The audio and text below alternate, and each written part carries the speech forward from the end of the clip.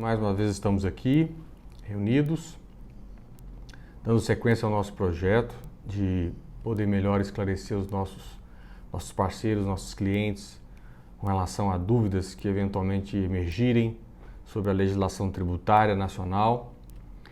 Mantendo esse compromisso, nós hoje nos reunimos pela terceira vez com o propósito de falarmos sobre algo recente, embora já tenha sido objeto de várias ações no estado de Goiás e no Brasil. E vamos falar hoje sobre a cobrança do diferencial de alíquotas para as empresas do Simples Nacional. Recentemente, nós obtivemos uma decisão judicial favorável aos supermercadistas do estado de Goiás, aquelas micro e pequenas empresas inscritas no Simples que, doravante, estejam atuando no mercado supermercadista.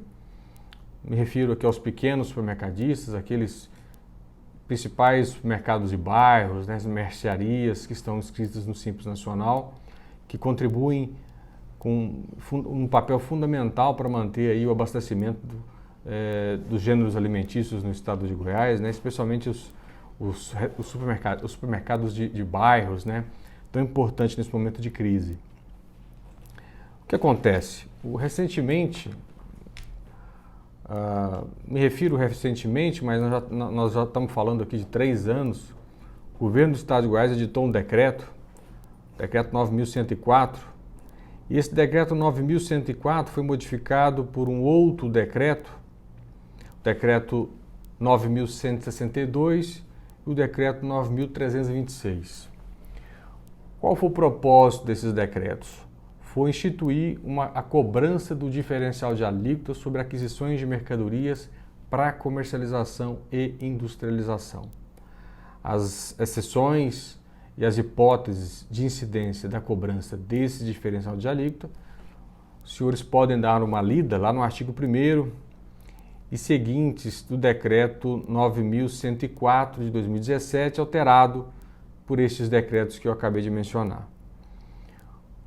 O objetivo, portanto, segundo a pretensão engendrada pelo Estado de Goiás, seria regulamentar um dispositivo da Lei Complementar 123, artigo 13, parágrafo 1º, inciso 13, a linha H da Lei Complementar 123, que estabeleceria uma hipótese de pagamento dessa diferença de alíquotas sobre entradas interestaduais de bens destinadas às empresas do Simples.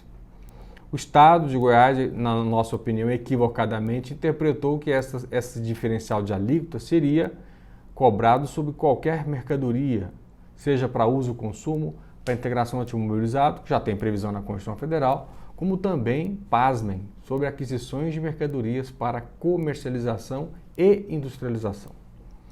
O grave problema dessa premissa traçada pela Secretaria da Fazenda, pelo Estado de Goiás, e verifiquem o mais preocupante de tudo isso, senhores, é que o Estado de Goiás o fez por meio de decreto, sem nenhuma previsão em lei ordinária.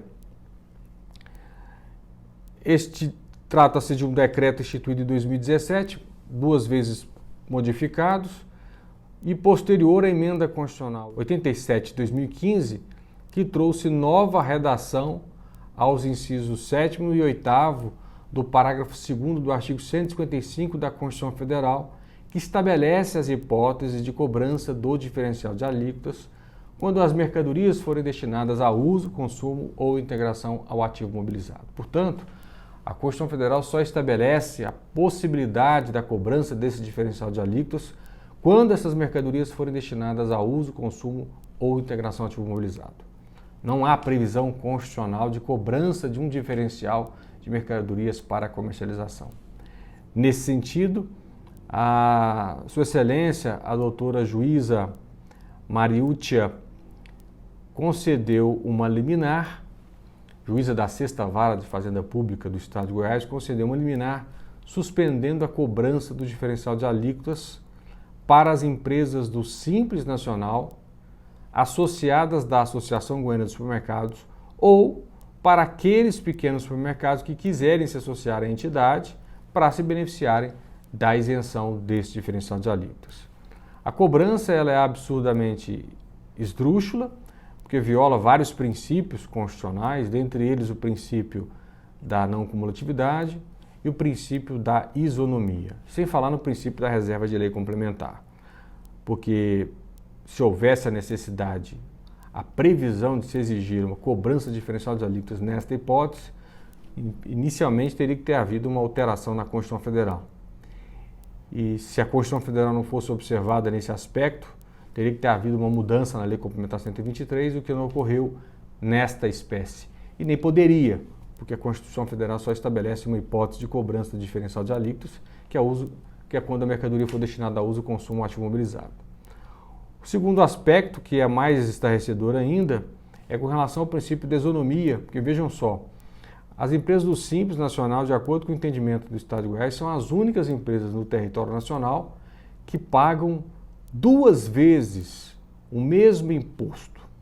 Ou seja, uma empresa do Simples, quando adquire uma mercadoria de fora do Estado para comercialização, ela teria que pagar esse diferencial de alíquotas e depois, quando revender este produto, submetê-lo à tributação novamente no Simples Nacional. Lembrando que as regras de substituição e diferencial de alíquotas são regras estanques. É uma forma de cobrança instituída prevista na Constituição Federal para estabelecer a equivalência tributária entre os estados que praticam alíquotas distintas em suas operações interestaduais. O objetivo dessas cobranças deste diferencial de alíquota é para eliminar as concorrências, vamos dizer assim, as diferenças regionais envolvidas entre os estados. Mas nos casos das empresas do Simples, a situação é bem mais estarrecedora, porque elas pagariam esse diferencial de alíquota, não podem tomar crédito desse diferencial de alíquota e depois, quando vender o produto ou revender o produto adquirido de fora do estado, terão que tributá-lo novamente. Esta é a situação preocupante. Enquanto as empresas que não estão no Simples, empresas que faturam aí R$1 bilhão, por exemplo, não pagam esse diferencial de alíquotas e vendem suas mercadorias normalmente aproveitando-se dos créditos sobre as suas entradas, o que não ocorre com as empresas do Simples, porque elas não podem se aproveitar dos créditos CMS sobre as entradas, não poderiam aproveitar o crédito desse diferencial de alíquotas e teriam que tributar o imposto novamente, sofrendo aí uma tripla forma de tributação absolutamente descasada ou descompromissada com o princípio da isonomia, que é justamente o princípio que a Constituição Federal estabeleceu para as empresas do Simples Nacional. E o outro aspecto é a violação ao princípio da não cumulatividade, porque se as empresas que estão no Simples têm que pagar esse diferencial de alíquotas, era natural que elas pudessem aproveitar este crédito. Como elas não aproveitam este crédito, sofrendo esse duplo imposto, essa dupla carga tributária sobre o mesmo fato gerador, por esse motivo também elas sucumbem diante da impossibilidade de se valer desse princípio, que é da não cumulatividade, princípio básico do sistema jurídico tributário relacionado ao ICMS. Então, por esse motivo, o Judiciário Nacional vem suspendendo essas cobranças, essas ilegalidades têm sido perpetradas no território nacional. E, atentos quanto à legalidade, ou melhor, dizendo, a ilegalidade destes comportamentos praticados pelos estados, esta matéria chegou ao Supremo Tribunal Federal através do recurso extraordinário 970-821 do Rio Grande do Sul, que é o tema afetado pelo número 517, que é diferencial de alíquotas para as empresas inscritas no Simples Nacional, se elas têm que realmente recolher quando adquirirem mercadorias para comercialização. E já tem um parecer da Procuradoria-Geral da República favorável à inconstitucionalidade de legislações estaduais que instituíram essas cobranças.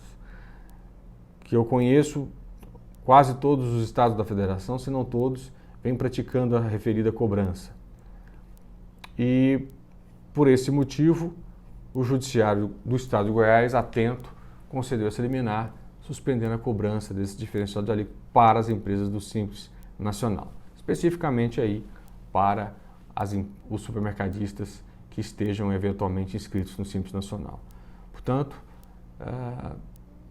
acredito que com essas considerações, os supermercadistas que estiverem interessados em se beneficiar desta liminar, eu sugiro que procurem a Associação Goiana dos Supermercados, façam a sua adesão, se associe à entidade, né?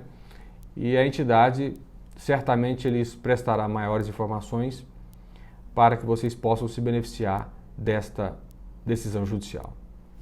Bom dia a todos, obrigado pela atenção e vamos para o próximo tema.